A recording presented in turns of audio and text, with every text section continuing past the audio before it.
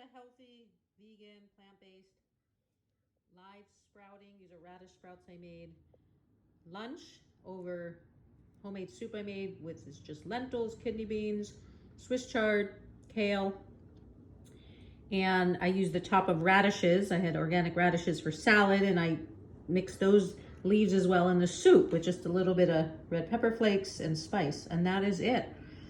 So you get your nutrients, a lot of nutrients from this live sprouting and vegetable soup. It's not a raw food meal only because it's heated soup, but I'm just giving you ideas how to eat healthy. And even if you're not a perfect eater, I'm definitely not, but if you have the bulk of your diet plant-based, vegan, you can have optimal nutrients and health without harming animals. And then if you have a little sugar or junk food, even if it's not perfect here and there, if the mainstay of your habit is healthy, that's what you want to go for.